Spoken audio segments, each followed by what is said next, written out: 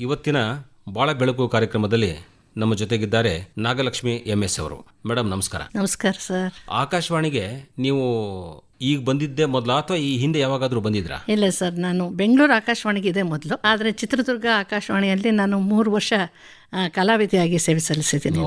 ನೋಡಿ, ಆಕಾಶವಾಣಿಗೆ ನೀವು ಕಾಲಿಟ್ಟವರು, ಇಲ್ಲಿ ಕೆಲಸ ಮಾಡಿದವರು ಮತ್ತು ಸಂಗೀತ ಕಲಾವಿದೆಯಾಗಿ ತಾವು ಅಲ್ಲಿ ಕೆಲಸ ಮಾಡಿದ್ದೀರಿ. ಹೌದು ಸರ್. ಈ ಸಂಗೀತ ಅದರ ಸೇವೆ ಅಂತ ಅನ್ನೋದಾಗ್ಲಿ, ಆ ಕಲಾ ಸರಸ್ವತಿಯನ್ನು ಒಲಿಸ್ಕೊಂಡು ಅದರದ ಮೂಲಕವಾಗಿ ಮತ್ತು 4 ಜನರಿಗೆ ಹೇಳ್ಕೊಡೋದಾಗ್ಲಿ ಇತ್ಯಾದಿ ಮಾಡೋದಂದ್ರೆ ಭಾರಿ ಒಂಥರ ಮನುಷ್ಯನಿಗೆ ಒಂದು ತಾಳ್ಮೆ ಬೇಕು, ಒಂದು ದೈವದತ್ತವಾದ ಒಂದು ಕಲೆ ಇದು. ಹೌದು ಸರ್. ಯಾವ ಸಂಗೀತವನ್ನ ನೀವು? ನಾನು ಕರ್ನಾಟಕ ಸಂಗೀತ ಹಾಗೂ ಮತ್ತೆ ವೀಣಾವಾದನ ಕ್ಲಾಸ್ಗಳು ನಾನು ತಗೊಳ್ತೀನಿ. ಹಾಡುಗಾರಿಕೆ ಮತ್ತು ವೀಣಾವಾದನ 2. ನಾನು 4 ವರ್ಷದಿಂದ 75 ವರ್ಷದವರು ವಯೋಮಾನದವರು ನನ್ನ ಹತ್ರ ಸಂಗೀತ ಕಲಿತಾ ಇದ್ದಾರೆ. ನೋಡಿ ನಾಗಲಕ್ಷ್ಮಿ ಅವರೇ, ಬಹಳ ನಮಗೆ ಸಂತೋಷ ಆಗುತ್ತೆ. ಈಗ ವಿಶೇಷವಾಗಿ ಆಕಾಶವಾಣಿಯಲ್ಲಿ ಕೆಲಸ ಮಾಡಿ ಮತ್ತೆ ನಂತರದ ನಿವೃತ್ತಿ ಜೀವನದ ರೀತಿಯಲ್ಲಿ ಇದ್ದಾಗ ಅಲ್ಲಿ ಇನ್ನೊಬ್ಬರಿಗೆ ಪಾಠ ಹೇಳ್ಕೊಂಡು ಮತ್ತೆ ಆ ಒಂದು ಸಂಗೀತದ ಸೇವೆಯನ್ನ ಮುಂದುವರ್ಸ್ಕೊಂಡು ಹೋಗೋದು. ಕರೆಕ್ಟ್. ಯಾವ ಊರು ನಿಮ್ದು? ನಮ್ದು ಬೆಂಗಳೂರೇ ಸರ್. ಬೆಂಗಳೂರಿನ? ಬೆಂಗಳೂರೇ. ಚಿತ್ರದುರ್ಗದಲ್ಲಿ ನನ್ನ ಪ್ರಾಥಮಿಕ ಶಿಕ್ಷಣ, ಕಾಲೇಜ್ ಶಿಕ್ಷಣ ಆಯ್ತು. ಮೈಸೂರು ವಿಶ್ವವಿದ್ಯಾಲಯದಲ್ಲಿ ಪೊಲಿಟಿಕಲ್ ಸೈನ್ಸ್ MA ಮಾಡಿದ್ದೀನಿ. ಆಮೇಲಿಂದ ಭರತನಾಟ್ಯನೂ ಸಹಿತ ಅಭ್ಯಾಸ ನನ್ನ 50ನೇ ವರ್ಷದಲ್ಲಿ ಕಲೆಯನ್ನ ನಾನು ರೂಢಿಸ್ಕೊಂಡಿದ್ದೀನಿ. ಇದು ನೋಡಿ, ಇಲ್ಲೇ ಇರೋದು ವಿಚಿತ್ರ ಅಂತಂದ್ರೆ ಮನುಷ್ಯನಿಗೆ ಕಲೀಲಿಕ್ಕೆ ವಯಸ್ಸು ಮುಖ್ಯ ಅಲ್ಲೇ ಅಲ್ಲ ಅಂತ ಹೇಳಿ ನೀವು ಸಾಬೀತು ಮಾಡಿದ್ರಿ ಈ ಅಂಶವನ್ನು ಹೇಳಿ. ಈಗ ಭರತನಾಟ್ಯ, ಸಂಗೀತ ಮತ್ತು ಹಾಡುಗಾರಿಕೆ ಆಗಿರ್ಬೋದು, ಜೊತೆಗೆ ಒಂದಿಷ್ಟು ಕಲಾ ಕೇಂದ್ರಗಳಲ್ಲಿ ಕೆಲಸ ಮಾಡೋದಾಗ್ಲಿ, ಇನ್ನಿತರ ಸಂಸ್ಥೆಗಳ ಜೊತೆಗೆ ಒಡನಾಟದಲ್ಲಿ ಇಟ್ಕೊಂಡು ಅಲ್ಲಿ ಒಂದಿಷ್ಟು ಏನೋ ಸಂಗೀತದ ಒಂದು ಒಟ್ಟಾರೆ ಮನುಷ್ಯ ಚಟುವಟಿಕೆಯಿಂದ ಇರೋದು. ಈ ಚಟುವಟಿಕೆಯಿಂದ ಇರಬೇಕು ಅಂತಂದ್ರೆ ಈ ಒಂದು ವಯಸ್ಸಲ್ಲಿ ಏನೇನು ಬೇಕಂತ ಅನ್ಸುತ್ತೆ ನಿಮಗೆ? ಉತ್ಸಾಹ ಬಹಳ ಇಂಪಾರ್ಟೆಂಟು. ಹಾಗೆ ಮತ್ತೆ ಇನ್ನೊಂದೇನು ಅಂತಂದ್ರೆ, ನಾವಾಗಲೇ ಈಗ ನಿಯರಿಂಗ್ ಟು ಅಪ್ರೋಚಿಂಗ್ 60 ನಾನು. ಸೊ ನಮಗೇನಪ್ಪ ಅಂತಂದ್ರೆ ತಲೆ ಓಡ್ತಾ ಇರುತ್ತೆ, ದೇಹ ಅಷ್ಟು ಚುರುಕಾಗಿರಲ್ಲ.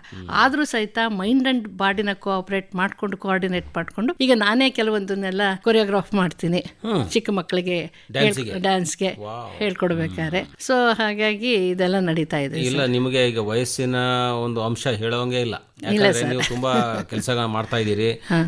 ಒಂದು ಕಲೆಯನ್ನ ನಾವು ನಮ್ಮ ಬದುಕಿನ ಒಂದು ಭಾಗವನ್ನಾಗಿ ಮಾಡ್ಕೊಂಡ್ರೆ ಬಹುಶಃ ವಯಸ್ಸು ಅಂತ ಅನ್ನೋದು ಅದನ್ನ ಎಣಿಸೋದಾಗ್ಲಿ, ನನಗೆ ಇಷ್ಟ ಆಯ್ತು ಅಷ್ಟಾಯ್ತು ಅಂತ ಹೇಳೋ ಅವಶ್ಯಕತೆ ಇಲ್ಲ ಅನ್ಸುತ್ತೆ. ಖಂಡಿತ ಸರ್, ಖಂಡಿತ ಇಲ್ಲ. ಇನ್ನೊಂದೇನು ಅಂತಂದ್ರೆ, ಈಗ ನನಗೆ ಭರತನಾಟ್ಯದ ಗುರುಗಳು ಯಾರು ಅಂದ್ರೆ ನನ್ನ ಮಗಳೇ. ಅವಳು ಸಹಿತ ದೂರದರ್ಶನದ BI ಆರ್ಟಿಸ್ಟ್ ಅವಳು. ಸೊ ನನ್ನ ಮಗ ಮೃದಂಗ ವಾದನದಲ್ಲಿ ಅವನು ಸಹಿತ ಕಾರ್ಯಕ್ರಮವನ್ನು ನೀಡ್ತಾ ಇದ್ದಾನೆ. ಇಲ್ಲಿ ಆಕಾಶವಾಣಿ ಕಲಾವಿದರಾಗಿರ್ತಕ್ಕಂಥ PS ರಾಜಗೋಪಾಲ್ ಅವರ ಶಿಷ್ಯ. ಆಮೇಲೆ ಸೊಸೆನೂ ಸಹಿತ ಅವಳು ವೀಣಾ ವಾದಕಿ, ಹಾಗೆ ಭರತನಾಟ್ಯ ಕಲಾವಿದೆ. ನಾನು ಬಂದಿರ್ತಕ್ಕಂಥ ಅಳಿಯ ಸಹಿತ ಈಗ ನಾನು ಕೇಳಬೇಕಂತ ಮಾಡಿದ್ದೆ, ಸಂಗೀತದ ಒಂದು ಪರಿಸರ ಮನೆಯಲ್ಲಿ ಹೇಗೆ ಅಂತಂದಾಗ ಕೇಳೋಂಗೆ ಇಲ್ಲ. ಇಲ್ಲ ಸರ್, ಎಲ್ಲರಿಗೂ ಸಹಿತ ನಾನು ಇವಾಗ ನನ್ನ ಮಗಳಿಗೆ ಮನೆಯವರಿಗೂ ಸಹಿತ ಜೂನಿಯರ್ ಎಕ್ಸಾಮಿನೇಷನ್ ಮಾಡಿಸ್ಬಿಟ್ಟಿದ್ದೀನಿ. ಸೊ ಮಗಳು ಸಹಿತ ಈಗ ಅವಳು ಸೀನಿಯರ್ ಮಾಡಿಕೊಂಡು ಅವಳು ಸಂಗೀತ ಮತ್ತು ಭರತನಾಟ್ಯ 2ರಲ್ಲೂ ಸಹಿತ ಅವಳು ಕ್ಲಾಸಸ್ನ ನಡೆಸ್ತಾ ಇದ್ದಾಳೆ. ಈಗ ನಮ್ಮ ಮನೆಯವರು ರಿಟೈರ್ಡ್ ಆದ್ಮೇಲೆ ವೈಲಿನ್ ಅಭ್ಯಾಸ ಮಾಡ್ತಾ ಇದ್ದಾರೆ ಅವರು, ನಮ್ಮ ಮನೆಯವರು. ಹಾಗೆ ಮತ್ತೆ ವೇದಗಣಿತ ಅಂತ ಹೇಳ್ಬಿಟ್ಟು ಅದನ್ನು ಸಹಿತ ಹವ್ಯಾಸವಾಗಿ ತಗೊಂಡು ಮಕ್ಕಳಿಗೆ ಪಾಠವನ್ನ ಹೇಳ್ಕೊಡ್ತಾ ಇದ್ದಾರೆ. ವೇದಗಣಿತ yes sir, correct, Vedic mathematics ಅಂತ ಹೇಳಿ. ಮತ್ತೆ ಎಲ್ಲರೂ ಲೆಕ್ಚರ್ ಡೆಮಾನ್ಸ್ಟ್ರೇಷನ್ ಇದ್ದಾಗ ಕರೀತಾರೆ. ಈಗ RSS ನವರು ಬೇರೆ ಸಂಘಗಳವರು ಕರೀತಾರೆ, ಅವಾಗ ಇವರು ಹೋಗಿ ಅದನ್ನ ಡೆಮಾನ್ಸ್ಟ್ರೇಟ್ ಮಾಡ್ಬಿಟ್ಟು ಬರ್ತಾರೆ ಸರ್. ಬಹಳ ವಿಶೇಷವಾದಂತಹ ಕುಟುಂಬ ನಿಮ್ದು. ಆಕಾಶವಾಣಿಗೆ ನಿಮ್ಮ ರೀತಿ ಇದ್ದವರು ಮಾತಾಡಿದ್ರೆ ಜನರಿಗೆ ಒಂಥರ ನೋಡಿ ಹೇಗಿದೆ ಅಂತಂತ ಹೇಳಿ ಒಂದು ವಿಶೇಷವಾದಂತಹ ಕುಟುಂಬದ ಪರಿಚಯನೇ ನಮ್ಮ ಈ ಕಾರ್ಯಕ್ರಮದ ಮೂಲಕವಾಗಿ ಆಗುತ್ತೆ.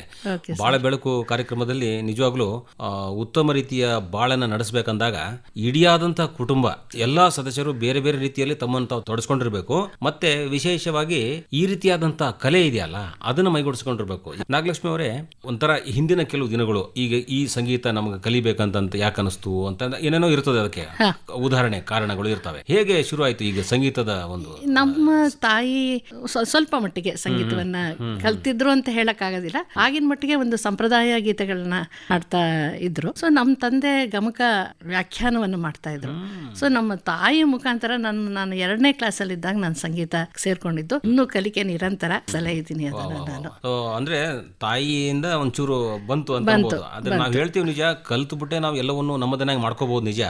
ಅಭ್ಯಾಸ ಅಂತ ಅನ್ನೋದು ಯಾರೇ ಯಾರೇ ಆಗಲಿ ಎಂಥದ್ದನ್ನ ಮಾಡ್ಬೋದು. ಈಗ ನೋಡಿ, ನೀವು 50ನೇ ವರ್ಷಕ್ಕೆ ಭರತನಾಟ್ಯ ಶುರು ಹೌದು ಮಾಡ್ಕೊಂಡ್ರಿ. ಸರ್, ಹೌದು ಹೌದು ಹೌದು. ಆಮೇಲೆ ಎಷ್ಟೋ ಸಲ ಎಷ್ಟೋ ದೊಡ್ಡ ದೊಡ್ಡ ಕೆಲವು ಸಾಹಿತಿಗಳು ಅವರ ಜೀವನ ರೀತಿ ಅವೆಲ್ಲವೂ ಕೂಡ 60ರ ನಂತರ ಕೂಡ ಕೆಲವೊಬ್ರು ದೊಡ್ಡ ಸಾಧನೆ ಮಾಡಿದ್ದಾರೆ. ಕರೆಕ್ಟ್ ಕರೆಕ್ಟ್ ಅವರು ಬರವಣಿಗೆ ಶುರು ಮಾಡಿದ್ದಾರೆ. ಕರೆಕ್ಟ್. ಆಮೇಲೆ ಬೇರೆ ಜಾಗತಿಕವಾಗಿ ನಾವು ಕೆಲವು ವಿಚಾರ ನೋಡಿದ 70, 89ಕ್ಕೂ ಕೂಡ PhDಗಳು ಮಾಡಿದ್ದಾರೆ.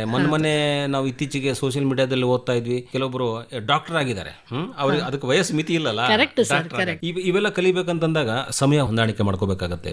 ಮನೆಯಲ್ಲಿ ಎಲ್ಲವಕ್ಕೂ ಅಡ್ಜಸ್ಟ್ ಆಗ್ಬೇಕು. ನಾನು ಏನೂ ಇಲ್ಲ ಸರ್, ನನಗೆ ನಾವು ಚಿಕ್ಕ ಊರಿನಲ್ಲಿ ಚಿತ್ರದುರ್ಗದಲ್ಲಿ ಇದ್ದಿದ್ರಿಂದ ನಮಗೆ ಅಷ್ಟು ಆಗಿನ ಕಾಲದಲ್ಲಿ ಇಷ್ಟು ಸಮಯದ ಅಭಾವ ಇರಲಿಲ್ಲ. ಸಮಯ ಸಾಕಷ್ಟು ಸಿಗ್ತಾ ಇತ್ತು. ಅವಾಗ ಏನಪ್ಪಾ ಅಂತಂದ್ರೆ ಮೊಬೈಲ್ ಇರಲಿಲ್ಲ, ಫಸ್ಟ್ ಥಿಂಗ್. ನಮ್ದು TV ಇರಲಿಲ್ಲ. ನಮ್ಮ ಫೋಕಸ್ ಎಲ್ಲ ಏನಿದ್ರು ಸಹಿತ ಕಲಿಕೆ ಕಡೆಗಷ್ಟೇ ನಮಗೆ ಸೀಮಿತವಾಗಿರ್ತಿತ್ತು. ಹಾಗಾಗಿ ಮದುವೆ ಆದ ನಂತರ ನಮ್ಮ ಯಜಮಾನರ ಒಂದು ಪ್ರೋತ್ಸಾಹ, ಅವರ ಪ್ರೋತ್ಸಾಹ ಹೇಳ್ತಿದ್ರೆ ನಾವು ಇವತ್ತು ಈ ಮಕ್ಕಳನ್ನಾಗ್ಲಿ ನಾನಾಗ್ಲಿ ಈ ಮಟ್ಟಕ್ಕೆ ಬರಕ್ಕೆ ನಾನು ಸಾಧ್ಯ ಆಗ್ತಾ ಇಲ್ಲ. 33 ವರ್ಷದಿಂದ ಸತತವಾಗಿ ನನ್ನ ಒಂದು ಈ ಕಲಾಮಂದಿರವನ್ನ ಬೆಳೆಸ್ಕೊಂಡು ಬಂದಿದ್ದೀನಿ. ಹಲವಾರು ವಿದ್ಯಾರ್ಥಿಗಳು ಟೀಚರ್ ಆಗು ಸಹಿತ ಅವರು ಮುಂದುವರಿಸ್ತಾ ಇದ್ದಾರೆ. ಆಮೇಲೆ ನನ್ನ ಒಬ್ಬ ವಿದ್ಯಾರ್ಥಿನಿ ಎದೆ ತುಂಬಿ ಹಾಡುವೆನು ಆ ಕಾರ್ಯಕ್ರಮದಲ್ಲಿ ಮೊದಲನೇ ಬಹುಮಾನವನ್ನ ಪಡ್ಕೊಂಡಿದ್ದಾಳೆ ಅವಳು. ಹಾಗಾಗಿ ಉತ್ತಮ ಶಿಷ್ಯಂದ್ರನ್ನ ನೀವು ಬೆಳೆಸಿದಿರಿ. ಇದ್ದಾರೆ ಸರ್, ಸಾಕಷ್ಟು. ಅಂದ್ರೆ ನಿಮ್ಮ ಕಡೆ ಕಲ್ತವರೆಲ್ಲರೂ ಮೊದಲ ಸ್ಥಾನದಲ್ಲಿ ಬರದೆ ಹೋದ್ರು ಸಂಗೀತ ಆ ಶಾರದೆಯನ್ನ ತನ್ಮದನಾಗಿ ಮಾಡ್ಕೊಂಡಿದ್ದಾರೆ. ಹೌದು ಸರ್. ಇನ್ನೊಂದು ವಿಶೇಷ ಏನು ಅಂತಂದ್ರೆ, ಅವರು ಕಾಲೇಜುಗಳಲ್ಲಿ ಪ್ರೋಗ್ರಾಮ್ ಕೊಡ್ತಾ ಇದ್ದಿದ್ರಿಂದ ಅದೇ ಕಾಲೇಜಲ್ಲಿ ಲೆಕ್ಚರರ್ ಆಗು ಸಹಿತ ಅವರನ್ನ ಅಪಾಯಿಂಟ್ ಮಾಡ್ಕೊಂಡಿದ್ದಾರೆ. ಅದೊಂದು ವಿಶೇಷ ಸಂಗತಿ. ಅದೊಂದು ಈಗ ಸಂಗೀತ ಕಲಿಬೇಕಂತಂದಾಗ ಒಂದು ಕಡೆ ಅಷ್ಟೇ ನಾವು ಸೀಮಿತ ಆಗಬೇಕು, ಒಂದು ಕಲೆಯನ್ನ ನಾವು ಕರಗತ ಮಾಡ್ಕೋಬೇಕು ಅಂತ ಹೇಳ್ತಾರೆ. ನೀವು ಈ ಎಲ್ಲಾ ಕ್ಷೇತ್ರಗಳಲ್ಲಿ ನಿಮ್ಮನ್ನು ನೀವು ತೊಡಸ್ಕೊಂಡಿದ್ರೆ ಮತ್ತು ಪರಿಣಾಮಕಾರಿಯಾಗಿ ಮಾಡ್ತಾ ಇದ್ರಿ ಕೂಡ. ಮತ್ತೆ ಎಲ್ಲದಕ್ಕೂ ಆಸಕ್ತಿಯ ಮೂಲ ಮತ್ತು ಉತ್ಸಾಹ ಬೇಕು ಅಂತ ಹೇಳ್ತಾ ಇದ್ರಿ. ಈಗ ಮೊದಲಿಗೆ ನೀವು ಕರ್ನಾಟಕ ಸಂಗೀತ ಅದನ್ನ ನೀವು ಶುರು ಮಾಡಿದ್ರಲ್ಲ, ಎಷ್ಟು ಕಾಲ ಅದು ನಿಮಗೆ ಒಂದು ಹಿಡಿತಕ್ಕೆ ಬಂತು ಅಂತ? ನನಗೆ ಸೀನಿಯರ್ ಮಟ್ಟಕ್ಕೆ ನಂಗೊಂದು ಹಿಡ್ತಕ್ಕೆ ಬಂತು ಸರ್. ಅವಾಗ ನಾನು 10th ಸ್ಟ್ಯಾಂಡರ್ಡ್. ಅವಾಗ ಸೊ 7ನೇ ಕ್ಲಾಸಲ್ಲಿ ಜೂನಿಯರ್ ಮಾಡಿಕೊಂಡೆ. 10th ಸ್ಟ್ಯಾಂಡರ್ಡ್ನಲ್ಲಿ ನಾನು ಸೀನಿಯರ್ ಮಾಡಿಕೊಂಡೆ. ಆಮೇಲೆ ವೀಣೆ ಜೂನಿಯರ್ ವೋಕಲ್ಲು ಮಾಡಿಕೊಂಡೆ. ಶಾಸ್ತ್ರೀಯವಾಗಿ ಕಲಿಸ್ಕೊಡ್ತಾ ಇದ್ದೀರಿ? ಹೌದು ಹೌದು. ಇದ್ರ ಜೊತೆಗೆ ನಾನು ಕೌನ್ಸಿಲಿಂಗ್ ಕೋರ್ಸ್ ಮಾಡಿಕೊಂಡೆ. ಆಮೇಲಿಂದ TV ಧಾರಾವಾಹಿಯಲ್ಲಿ ಸಹಿತ ನಾನು ಮಹಾಭಾರತ ಧಾರಾವಾಹಿಯಲ್ಲಿ ಸಹಿತ ನಾನು ಆ್ಯಕ್ಟ್ ಮಾಡಿದೆ. ಆಮೇಲಿಂದ ಒಂದು ಬಿಗ್ ಸ್ಕ್ರೀನ್ ಸಿನಿಮಾದಲ್ಲೂ ಸಹಿತ ಒಂದು ಆ್ಯಕ್ಟ್ ಮಾಡಿದ್ದೀನಿ. ಸೊ ನಿರೂಪಕಿಯಾಗೂ ಸಹಿತ ನಾನು ಕಾರ್ಯಕ್ರಮವನ್ನ ನಿರ್ವಹಣೆ ಮಾಡಿದ್ದೀನಿ. ಮಹಾಭಾರತ ಈಗೊಂದು ಸುಮಾರು ಒಂದು 12 ವರ್ಷದ ಕೆಳಗೆ ಉದಯ ಟಿವಿಲಿ ಬರ್ತಾ ಇತ್ತು ಮಹಾಭಾರತ ಸೀರಿಯಲ್. ಅದರಲ್ಲಿ ಒಂದು ಅರಮನೆ ಒಂದು ಇದ್ರೊಳಗೆ ಸಂಗೀತ ಒಂದು ಕಾರ್ಯಕ್ರಮ ಅಲ್ಲಿ ನೃತ್ಯಗಾರ್ತಿಯರು ನೃತ್ಯ ಮಾಡ್ತಾ ಇರ್ತಾರೆ. ಸೊ ಒಂದು ಕಡೆಗೆ ನಾವು ಹಾಡುಗಾರಿಕೆ, ಇನ್ನೊಂದು ಕಡೆ ವಾದನ, ಇನ್ನು ಮಧ್ಯಭಾಗದಲ್ಲಿ ನೃತ್ಯ ನಡೀತಾ ಇರುತ್ತೆ. ಆ ತರ ಒಂದು ಇತ್ತು. ಅಂದ್ರೆ ಕಲಾ ಪ್ರಕಾರಗಳಲ್ಲಿ ಎಲ್ಲೆಲ್ಲಿ ಸಾಧ್ಯವಿದೆಯೋ ಅಲ್ಲಿ ನಮ್ಮನ್ನು ನಾವು ಎಷ್ಟು ತೊಡಸ್ಕೊಳ್ಳೋ ಸಾಧ್ಯ ಇದೆ ಅದನ್ನೆಲ್ಲವೂ ಮಾಡ್ತಾ ಬಂದಿದ್ದೀರಿ ನೀವು. ಆಕಾಶವಾಣಿಯಲ್ಲಿ ನೀವು ಚಿತ್ರದುರ್ಗದಲ್ಲಿ ಇದ್ದಾಗ ಅಲ್ಲಿ ಕಳೆದಂತಹ ದಿನಗಳ ಬಗ್ಗೆ ನಿಮ್ಗೆ ಏನ್ ಅನಿಸ್ತಿತ್ತು? ಈಗ ಈ ಬೆಂಗಳೂರು ಆಕಾಶವಾಣಿಗೆ ಮೊದಲ ಬಾರಿಗೆ ಬಂದಿದ್ದೀರಿ. ಹೌದು. ಅಲ್ಲಿ ಒಂದು ಲೋಕಲ್ ರೇಡಿಯೋ ಸ್ಟೇಷನ್ ಅದು. ಅಲ್ಲಿ ನಿಮ್ಮ ಒಂದು ಕಲೆಯನ್ನು ತುಂಬಾನೇ ಒಂಥರ ಉಪಯೋಗಕ್ಕೆ ಬರುವಂಗೆ ನೀವು ಮಾಡ್ತಾ ಹೋಗಿದ್ದೀರಿ. ಹೆಂಗಿತ್ತು ದಿನಗಳು ಅಲ್ಲಿ? ತುಂಬಾ ಚೆನ್ನಾಗಿತ್ತು ಸರ್. ಅವಾಗ ಏನಪ್ಪಾ ಅಂತಂದ್ರೆ ಅಲ್ಲಿ ನಮಗೆ ಸಿಗ್ತಕ್ಕಂಥ ಒಂದು ಇನ್ಸ್ಟ್ರೂಮೆಂಟ್ ಯಾವುದು ಅಂದ್ರೆ ಹಾರ್ಮೋನಿಯಂ ಮತ್ತೆ ತಬಲದಲ್ಲಿ ನಾವು ಅದನ್ನ ಹಾಡ್ತಾ ಹೋಗ್ತಾ ಇದ್ವಿ. ಅಲ್ಲಿ ಯಾರು ಮೃದಂಗಿಷ್ಟು ಇರಲಿಲ್ಲ, ವೈಲಿನಿಸ್ಟ್ಗಳು ಯಾರು ಇರಲಿಲ್ಲ. ಸೊ ನಮಗೆ ಸಿಕ್ಕಂತ ಒಂದು ಇದ್ರೊಳಗೆ ನಾವು ಅದನ್ನ ರೂಢಿಸ್ಕೊಂಡು ಹೋಗ್ತಿದ್ವಿ. ಆಮೇಲೆ ಒಂದು ಸವಿ ನೆನಪು ಅಂತ ಕಾರ್ಯಕ್ರಮ ಮಾಡಿದ್ರು ಅಲ್ಲಿ ಚಿತ್ರದುರ್ಗ ಆಕಾಶವಾಣಿಯವರು. ಅದ್ರಲ್ಲಂತೂ ತುಂಬಾ ಎಕ್ಸ್ಪೀರಿಯನ್ಸ್ ಸಿಕ್ತು ನಮಗೆ. ಆವಾಗ ಡ್ಯೂಯೆಟ್ ಇತ್ತು. ನಮ್ಮ ಸ್ಥಳೀಯ ಕಲಾವಿದರಿಂದ ಅವ್ರನ್ನೆಲ್ಲ ಆಯ್ಕೆ ಮಾಡಿಕೊಂಡು ಆ ಕಾರ್ಯಕ್ರಮವನ್ನ ಮಾಡಿದ್ರು. ತುಂಬಾ ಚೆನ್ನಾಗಿತ್ತು ಸರ್. ಅದನ್ನೇ ಹೇಳ್ತಾ ಇದ್ದೆ ನಾನು. ಈಗ 35 ವರ್ಷಗಳ ನಂತರ ನಾನು ಆಕಾಶವಾಣಿಗೆ ಮತ್ತೆ ಕಾಲಿಡ್ತಾ ಇದ್ದೀನಿ. ಹಾಗೆ ನಿಮ್ಮ ಮಕ್ಕಳು, ನಿಮ್ಮ ವಿದ್ಯಾರ್ಥಿಗಳು ಅವರು ಬೇಕಾದ್ರೆ ಬಂದು ಹೋಗಿರ್ತಾರೆ. ಹೌದು ಸರ್. ಕಲಾ ಕೇಂದ್ರಕ್ಕೆ ಹೆಜ್ಜೆ ಇಡ್ಲಿಕ್ಕೆ ಒಂದು ಅವಕಾಶ ಸಿಗುತ್ತೆ. ಕರೆಕ್ಟ್. ದೂರದರ್ಶನಕ್ಕಾಗಿರ್ಬೋದು, ಆಕಾಶವಾಣಿ ಆಗಿರ್ಬೋದು. ಈಗ ಆಡಿಷನ್ ಪರೀಕ್ಷೆಗಳನ್ನೆಲ್ಲ ಪಾಸ್ ಮಾಡ್ತಾರೆ, ಕೆಲವೊಬ್ರು ಪ್ರಯತ್ನ ಮಾಡ್ತಿರ್ತಾರೆ. ಶಿಷ್ಯಂದ್ರು ಮಾಡ್ಕೊಂಡಿದ್ದಾರಾ? ಇಲ್ಲ ಸರ್, ಅವ್ರೇನು ಆ ಪ್ರಯತ್ನಕ್ಕೇನು ಹೋಗಿಲ್ಲ ಅವರು. ಅದು ಏನಾಗುತ್ತೆ ಅಂತಂದ್ರೆ ಜೂನಿಯರ್ ಆದ ತಕ್ಷಣ ಅವ್ರಿಗೆ ಏನಾಗ್ಬಿಡುತ್ತೆ, ಆಗ್ಲೇ SLC PUC. ಸೀನಿಯರ್ ಕಂಟಿನ್ಯೂ ಮಾಡೋರು ತುಂಬಾ ಕಮ್ಮಿ. ಕಂಟಿನ್ಯೂ ಮಾಡ್ತಾರೆ, ಆದ್ರೆ ಏನ್ SLC PUC ಮಧ್ಯ ಬರೋದ್ರಿಂದ ಮತ್ತೆ ಆಮೇಲಿಂದ ಮದುವೆ ಆದ್ಮೇಲೆ ಬಂದು ಸೇರ್ಕೊಳ್ತಾರೆ. ತುಂಬಾ ಜನ ಮದುವೆ ಆದೋ ಸುಮಾರಷ್ಟು ಜನ ಇದ್ದಾರೆ ಹೆಂಗಸರುಗಳು. ಸೊ ಅವರುಗಳು ಇವಾಗ ಎಕ್ಸಾಮಿನೇಷನ್ ಕಟ್ಟಿ ಅದೆಲ್ಲ ಮಾಡ್ತಾ ಇದ್ದಾರೆ ಸರ್. ಸಂಗೀತ ಅಂತಂದ್ರೆ ಮುದುಕಿ ಆದ್ರೂ ಸಹಿತನೂ ಕುತ್ಕೊಂಡು ಹಾಡ್ಬೋದು, ಆದ್ರೆ ಭರತನಾಟ್ಯ ಆ ರೀತಿ ಆಗೋದಿಲ್ಲ. ಇಟ್ಸ್ ಎ ಡಿಪೆಂಡೆಂಟ್ ಆರ್ಟ್ ಅದು. ಸೊ ಹಾಗಾಗಿ ಶಕ್ತಿ ಸಾಮರ್ಥ್ಯ ಬೇಕಾಗುತ್ತೆ. ಮತ್ತೆ ಆ ಕಲೆ ತಮ್ಮದನ್ನಾಗಿ ಮಾಡ್ಕೋಬೇಕಂತಂದಾಗ ಆ ಎಲ್ಲಾ ಪಟ್ಟುಗಳು ಕೂಡ ಅದು ಬಾಡಿಗೆ ಹೊಂದಾಣಿಕೆ ಆಗ್ಬೇಕು. ಹೌದು ಸರ್, ಹೌದು ಹೌದು ಹೌದು. ಈ ಭರತನಾಟ್ಯ ಕಲಿಬೇಕು ಅಂತ ಯಾಕೆ ಅನಿಸ್ತು ನಿಮಗೆ? ಸಂಗೀತದಲ್ಲಿ ಸಾಕಷ್ಟು ನಿಮ್ಮ ಪಾಡಿಗೆ ನೀವು ತೊಡಸ್ಕೊಂಡಿದ್ರಿ. ಇಲ್ಲ, ನಾನು ಚಿತ್ರದುರ್ಗದಲ್ಲಿ ಇದ್ದಾಗ ಅಲ್ಲಿ ಒಂದು ಹಾಲಲ್ಲಿ ಅಕ್ಮಾದೇವಿ ಸಮಾಜ ಅಂತ ಒಂದು ಹಾಲಲ್ಲಿ ಅಲ್ಲಿ ದಾವಣಗೆರೆಯಿಂದ ಒಬ್ರು ಗುರುಗಳು ಬಂದು ಹೇಳ್ಕೊಡ್ತಾ ಇದ್ರು. ಅಲ್ಲಿ ಅವರು ಮಾಡೋದು ನೋಡಿ ನನಗೆ ಸಂಗೀತಕ್ಕಿಂತ ನನಗೆ ನಾಟ್ಯನೇ ತುಂಬಾ ಇಷ್ಟ ಆಗಿದ್ದು ಅಲ್ವಾ. ಆಮೇಲಿಂದ ನೋಡ್ತಾ ನೋಡ್ತಾ ನನಗೂ ಕಲಿಬೇಕು ಅನ್ನಿಸ್ತು. ಆಗಿನ ಕಾಲದಲ್ಲಿ ನಮ್ಮ ತಂದೆ ಇದೆಲ್ಲ ಬೇಡಮ್ಮ, ನೀನು ಸಂಗೀತ ಕಲ್ತ್ಕೊಂಡು ಹೋಗು ಸಾಕು ಹಾಗೆ ಅಂತಂದ್ರು. ಹಾಗಾಗಿ ನನ್ನ ಮಗಳನ್ನ ಭರತನಾಟ್ಯಕ್ಕೆ ನಾನು ಸೇರಿಸ್ದೆ, ಮುಂದುವರ್ಸಿದ್ವಿ. ಸೊ ಆವಾಗ ಅವಳು ಒಂದು BE ಮುಗಿಸಿ ಎಲ್ಲ ಆದಮೇಲೆ ಮತ್ತೆ ಅವಳು 8ನೇ ತರಗತಿಯಿಂದನೇ ಅವಳು ಕ್ಲಾಸಸ್ ಮಾಡೋಕ್ಕೆ ಶುರು ಮಾಡಿದ್ಲು. ಸೊ ಹಾಗಾಗಿ ಅವಳ ಜೊತೆಗೆ ನೀನು ನನಗೆ ಹೇಳ್ಕೊಡು ಅಂತ. ಭಾಳ ಸಂತೋಷ. ಯಾಕಂದರೆ ಎಷ್ಟೋ ಸಲ ಕೆಲವು ಮಕ್ಕಳು ತಮ್ಮ ವಿದ್ಯಾರ್ಥಿ ಕಾಲದಲ್ಲಿ, ಕಲಿಕೆ ಕಾಲದಲ್ಲಿ ಸಾಕಷ್ಟು ಆಸಕ್ತಿ ತೋರಿಸಿರ್ತಾರೆ, ಬಹಳ ಉತ್ತಮ ಮಟ್ಟದ ಪರ್ಫಾರ್ಮೆನ್ಸು ಇರುತ್ತೆ. ಆಮೇಲೆ ಮದುವೆ ಆದಮೇಲೆ ಬಿಟ್ಬಿಡ್ತಾರೆ. ಈಗ ನಿಮ್ಮಲ್ಲಿ ಮದುವೆ ಆದವರು ಬರ್ತಾ ಇದ್ದಾರೆ. ಯಾವ ಕಲೆಯನ್ನು ಹೇಗೆ ನಾವು ಮುಂದುವರ್ಸ್ಕೊಂಡು ಹೋಗ್ಬೇಕು ಅಂತ ಅನ್ನೋದು ಅವ್ರವ್ರಿಗೆ ಬಿಟ್ಟಿದ್ದು. ಮತ್ತೆ ಹೇಳ್ತಾರೆ ಕೆಲವೊಬ್ರು, ನೋಡಿ ಏನೇ ನಿಮ್ಮಲ್ಲಿ ಕಲೆ, ಒಂದು ಸಾಹಿತ್ಯ ಇಲ್ಲ ಅಭಿರುಚಿಗಳಿದ್ರೆ ಅದನ್ನ ನೀವು ಮುಂದುವರ್ಸ್ಕೊಂಡು ಹೋಗ್ಬೇಕು ಅಂತ ಹೇಳ್ತಾರೆ. ಆದ್ರೆ ಬೇರೆ ಬೇರೆ ಕಾರಣಗಳಿಂದ ಅವ್ರವ್ರದೇ ಸಮಸ್ಯೆ ಕಾರಣಗಳಿಂದ ಹೇಳಕ್ಕಾಗಲ್ಲ, ಬೇರೆ ಬೇರೆ ಊರಿಗೆ ಹೋಗ್ಬಿಡ್ತಾರೆ. ಹೌದು. ಅದಕ್ಕೆ ಇವಾಗ ನಾನೇನ್ ಮಾಡಿದ್ದೀನಿ ಅಂತಂದ್ರೆ ಆನ್ಲೈನ್ ಕ್ಲಾಸಸ್ ತಗೊಳ್ತಾ ಇದ್ದೀನಿ. ಹೌದಾ? ಯಾವ್ದು ಮಾಡ್ತೀರಾ? ಆನ್ಲೈನ್ ಸಂಗೀತ ಮಾಡ್ತೀನಿ. ನನ್ನ ಮಗಳು ಭರತನಾಟ್ಯನೂ ಆನ್ಲೈನ್ ಮಾಡ್ತಾ ಇದ್ದಾಳೆ. ಆಮೇಲಿಂದ ಈವನ್ ಇಂಡಿಯಾ ಸ್ಟೂಡೆಂಟ್ಸ್ಗೆ ಅಷ್ಟೇ ಅಲ್ಲ, ಅಬ್ರಾಡ್ ಸ್ಟೂಡೆಂಟ್ಸ್ಗೂ ಮಾಡ್ತೀನಿ. ಆಸ್ಟ್ರೇಲಿಯಾ, ಅಮೆರಿಕಾ, UK 3 ಕಂಟ್ರೀಸ್ಗೂ ಮಾಡ್ತಾ ಇದ್ದೀನಿ. ಒಂದು ಒಳ್ಳೆ ವ್ಯವಸ್ಥೆ ಮನೆಯಲ್ಲಿದೆ. ಸೊ ನನ್ನ ಒಂದು ಇದನ್ನ ಗುರುತಿಸಿ ನನಗೆ ಒಂದಿಷ್ಟು ಪ್ರಶಸ್ತಿಗಳು ಬಂದಿದೆ. ಮಹಿಳಾ ಸಾಧಕಿ ಅಂತ ಹೇಳ್ಬಿಟ್ಟು ವುಮೆನ್ಸ್ ಅಚೀವರ್ಸ್ ಅವಾರ್ಡ್. ಎಲ್ಲದಕ್ಕಿಂತ ಹೆಚ್ಚಿನ ಖುಷಿ ಅಂತಂತಂದ್ರೆ ಸುವರ್ಣ ಕರ್ನಾಟಕ ಕಲಾಗುರು ಅನ್ನೋದನ್ನ ಗಂಗೂಬಾಯಿ ಹಾನ್ಗಲ್ ಅವರ ಕೈಯಿಂದ ಸ್ವಹಸ್ತದಿಂದ ನಾನು ತಗೊಂಡಿದ್ದೀನಿ. ಅದು ತುಂಬಾ ಖುಷಿಯಾದ ಸಮಾಚಾರ ನನಗೆ. ಅದೇ ದೊಡ್ಡ ಕಲಾವಿದರು ನಮಗೆ ಹರಿಸಿದ್ರು, ಆಶೀರ್ವಾದ ಮಾಡಿದ್ರಂದ್ರೆ ಅದು ಸದಾ ನೆನಪಿನಲ್ಲಿ ಉಳಿತದೆ. ನೀವು ಕಲಿಬೇಕಾಯ್ತಲ್ಲ ಇವೆಲ್ಲ ಕೆಲವೊಂದನ್ನ, ಹೇಗೆ ಗುರುಗಳನ್ನ ಅವ್ರು ಆಶ್ರಯಿಸಿದ್ರಿ ನೀವು? ಯಾವ್ಯಾವ ಗುರುಗಳು? ನಮ್ಮ ಮೊದಲನೇ ಗುರುಗಳು ನಾರಾಯಣಪ್ಪ ಅಂತ ಹೇಳ್ಬಿಟ್ಟು, ನಂತರ ಅವರ ಮಗ ಧನಂಜಯ, ಆಮೇಲೆ ಬೆಳ್ಳೂರು ಸಿಸ್ಟರ್ಸ್ ಅಂತ ಹೇಳ್ಬಿಟ್ಟು ಅವ್ರ ಹತ್ರ ಅಭ್ಯಾಸ ಮಾಡಿದೆ. ಆಮೇಲೆ ಶ್ರೀಕಾಂತಂ ನಾಗೇಂದ್ರ ಶಾಸ್ತ್ರಿಗಳು ಅಂತ ಹೇಳ್ಬಿಟ್ಟು ಅವ್ರ ಹತ್ರ ಅಭ್ಯಾಸವನ್ನು ಯಾವುದು ಕರ್ನಾಟಕ ಶಾಸ್ತ್ರೀಯ ಸಂಗೀತ. ಭರತನಾಟ್ಯ ನನ್ನ ಮಗಳೇ ಮಗಳೇ ಗುರು. ಈ ಕೌನ್ಸಿಲಿಂಗ್ ಮಾಡ್ಬೇಕ ಅಂತ ಹೇಳಿ ಅನಿಸ್ತು, ಅದನ್ನ ಮುಂದುವರ್ಸ್ಕೊಂಡೆ ಅಂತಂದ್ರಿ, ಹೆಂಗೆ? ಅದು ನನಗೆ ಮುಂಚೆಯಿಂದನೂ ಸೈಕಾಲಜಿ ಬಗ್ಗೆ ಓದಬೇಕು ಅಂತ ಒಂದು ತುಡಿತಾ ಇತ್ತು ನನಗೆ. ಆದರೆ ನನಗೆ BA ನಾನು ಗ್ರಾಜ್ಯುಯೇಟ್ ಅಲ್ಲ, ಸೊ ಅದನ್ನೇ ನಮಗೆ ಅವಾಗ ಸೈಕಾಲಜಿ ಸಬ್ಜೆಕ್ಟ್ ಇರಲಿಲ್ಲ. ಸೊ ನಾನು ಮದುವೆ ಆಗಿ ಸುಮಾರು ವರ್ಷ ಆದಮೇಲೆ ಈಗ ಒಂದು 10 ವರ್ಷದ ಕೆಳಗೆ ಹಿಮಾಂಶು ಸ್ಕೂಲಲ್ಲಿ ಒಂದು 6 ತಿಂಗಳು ಕೋರ್ಸ್ ಕಂಡಕ್ಟ್ ಮಾಡಿದೆ. ಸೊ ಹಾಗಾಗಿ ಅಲ್ಲಿ ನಾನು ಒಂದು 6 ತಿಂಗಳು ಕೋರ್ಸ್ ಕಂಡಕ್ಟ್ ಮಾಡಿದೆ. ಅಟ್ಲೀಸ್ಟ್ ನಾವೇನು ಕೌನ್ಸಿಲರ್ಸ್ ಆಗದಿದ್ರೂ ಪರವಾಗಿಲ್ಲ, ಹಾಗೆ ಅದ್ರ ಜೊತೆಗೆ ರೇಖಿ ಇದನ್ನ 2 ಡಿಗ್ರಿನೂ ಮಾಡಿಕೊಂಡೆ ನಾನು. ಅದು ನನ್ನ ಸೆಲ್ಫ್ ಕೌನ್ಸಿಲಿಂಗಿಗೆ, ಸೆಲ್ಫ್ ಹೀಲಿಂಗಿಗೆ ಬೇಕಾಗತ್ತೆ. ನಮ್ಮ ಅಕ್ಕಪಕ್ಕದಲ್ಲಿ ಇದ್ದವರು ಯಾರೋ ನಮ್ಮ ತುಂಬಾ ಹತ್ತಿರದಲ್ಲಿದ್ದಂಥ ನೆರೆಹೊರೆಯವರು ಏನೋ ಒಂದು ಸಮಸ್ಯೆಯನ್ನು ಬಳಲ್ತಿರ್ತಾರೆ. ಆವಾಗ ಅವರಿಗೆ ನಮ್ಮವರೇ ಇದ್ದಾರೆ, ನಾಗಲಕ್ಷ್ಮಿ ಅವರು ಏನೋ ಕಲ್ತಿದ್ದಾರೆ, ನಮಗೆ ಏನೋ ಒಂದು ಟ್ರೀಟ್ಮೆಂಟ್, ನಮಗೆ ಸಮಾಧಾನ ಏನೋ ಒಂದು ಕೊಡ್ತಾರೆ ಅಂತಂದಾಗ ಇಲ್ಲಿ ಬರ್ತಾರೆ. ಅವರು ಏನಾಗಿದೆ, ಎಲ್ರಿಗೂ ಭಯ. ಯಾವುದೋ ಒಂದು ದೊಡ್ಡ ಆಸ್ಪತ್ರೆಗೆ ಹೋಗ್ಬಿಟ್ರೆ ನಮಗೆ ಸಿಕ್ಕಾಪಟ್ಟೆ ಸುಲಿದು ಬಿಡ್ತಾರೆ, ಇನ್ನೇನೋಪ್ಪ ಅದು ನಮ್ಮ ಸಮಸ್ಯೆ ಏನಿದೆಯೋ ಅಂತ ಇನ್ನೊಂದು ಇತ್ಯಾದಿ ಹೇಳಿ ಮನಸ್ಸಲ್ಲಿ ಇನ್ನೊಂದಿಷ್ಟು ತುರುಕ್ ಬಿಡ್ತಾರೆ, ಗೊಂದಲ ಸೃಷ್ಟಿ ಮಾಡ್ಬಿಡ್ತಾರೆ ಅಂತ ಹೇಳಿ ಆ ಭಯ ಇದೆ. ಆಫ್ಕೋರ್ಸ್ ಆಕ್ಚುಲಿ ವೈದ್ಯರ ಕಡೆ ಹೋಗ್ಲೇಬೇಕು. ಮತ್ತು ನಮಗೆ ಫ್ಯಾಮಿಲಿ ಡಾಕ್ಟರ್ ಅಂತ ಹೇಳಿ ಇರದೇ ಹೋದ್ರು ಕೂಡ ಫ್ಯಾಮಿಲಿ ಕೌನ್ಸಿಲರ್ ಅಂತ ಹೇಳಿ. ಈಗ ಎಷ್ಟೋ ಜನ ನನ್ನ ವಿದ್ಯಾರ್ಥಿಗಳು ಅವರ ತಂದೆ ತಾಯಿ ಹತ್ರನೇ ಎಷ್ಟೋ ಸಮಸ್ಯೆಗಳು ಹೇಳ್ಕೊಂಡಿರಲ್ಲ, ನನ್ನ ಹತ್ರ ಹೇಳ್ಕೊಂಡು ಅದಕ್ಕೇನೋ ಒಂದು ಪರಿಹಾರ ನಾನು ಇವನ್ ಒಂದು ಶ್ಲೋಕದ ಮುಖಾಂತರ, ಸೌಂದರ್ಯ ಲಹರಿ ಶ್ಲೋಕದ ಮುಖಾಂತರ ಇನ್ನೇನೋ ಒಂದು ಪರಿಹಾರ ನಾನು ಹೇಳ್ತೀನಿ. ಸೊ ಅದರಿಂದ ಸುಮಾರಷ್ಟು ಜನಕ್ಕೆ ಹೆಲ್ಪ್ ಆಗಿದೆ. ಸೊ ಆಮೇಲೆ ಬಂದು ನನಗೆ ರಿಸಲ್ಟ್ಸ್ ಹೇಳ್ತಾರೆ, ನೀವು ಹೇಳಿದ್ರಿಂದ ಇದನ್ನು ಮಾಡಿದೆ ಮೇಡಮ್, ನಾನು ಈ ರೀತಿ ನನಗೆ ರಿಸಲ್ಟ್ಸ್ ಸಿಕ್ತು ಅಂತ ಹೇಳಿದ್ದು ಉಂಟು. ಈಗ ಬದುಕು ಅಂತನೋದು ತುಂಬಾ ಸವಾಲಿನದು, ಏನೇನೋ ಸವಾಲುಗಳಿರ್ತವೆ ಸಂಸಾರ ನಡೆಸಬೇಕಂದಾಗ, ಏನೇನೋ ಚಾಲೆಂಜಸ್. ಈಗ ಒಂದು ಕಲಾ ಕುಟುಂಬ ಅಂತ ಇದ್ದಾಗ ಆ ಚಾಲೆಂಜಸ್ಗಳು ಚಾಲೆಂಜ್ ಆಗೇನೆ ಕಾಣ್ಲಿಕ್ಕಿಲ್ಲ ನಿಮ್ಗೆ. ಹೆಂಗಿತ್ತು ಬದುಕಿನಲ್ಲಿ, ಏನಾದರೂ ಅನುಭವಿಸಿದೀರಾ?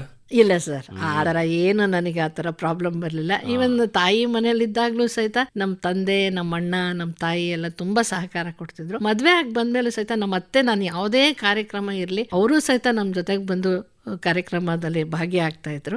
ತುಂಬಾ ಸಹಕಾರವನ್ನು ಕೊಟ್ಟಿದ್ದಾರೆ. ನಮ್ಮ ಅತ್ತೆನೂ ಅಷ್ಟೇ, ನಮ್ಮ ಕುಟುಂಬದವ್ರು ಎಲ್ಲರೂ ನನಗೆ ಸಹಕಾರವನ್ನು ನೀಡಿದ್ದಾರೆ. ಇಲ್ಲ ಅಂತಂದಿದ್ರೆ ತುಂಬಾ ಕಷ್ಟ ಆಗ್ತಿತ್ತು. ಆ ತರ ನನಗೆ ಏರುಪೇರುಗಳಾಗ್ಲಿ ಅಡೆತಡೆಗಳಲ್ಲಿ ಯಾವುದು ಬಂದಿಲ್ಲ ಸರ್. ಮನಸ್ಸಿನ ಉಲ್ಲಾಸಕ್ಕೆ ಏನೇನು ಚಟುವಟಿಕೆಗಳನ್ನ ಮಾಡ್ತೀರಿ ನೀವು? ಮತ್ತೆ ಈಗ ನಿಮ್ಮ ಎಲ್ಲ ಸಂಗೀತದಂತೂ ಇದ್ದೇ ಇದೆ, ಜೊತೆಯಲ್ಲಿ ಒಂದಿಷ್ಟು ಓಡಾಡ್ಬೇಕು ಅವೆಲ್ಲ ಇತ್ಯಾದಿ ಇರ್ತದೆ. ಸರ್ ನಾನು ಟೂರ್ ಹೋಗ್ತೀನಿ ಸರ್, ತುಂಬ ಟೂರು ಹೋಗ್ತೀವಿ.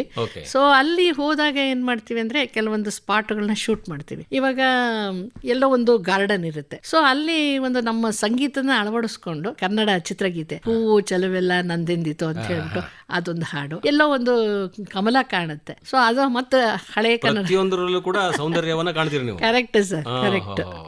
ಅದು ಬೇಕಾಗುತ್ತೆ. ಹಾಗೆ ಆಕ್ಟ್ ಮಾಡ್ಕೊಂಡು ಅದನ್ನ ವಿಡಿಯೋ ಮಾಡಿ ನಮ್ದು ಚಾನಲ್ಗೆ ಹಾಕೊಳ್ತೀವಿ. ಯೂಟ್ಯೂಬ್ ಚಾನಲ್ ಇದೆ ನಮ್ದು.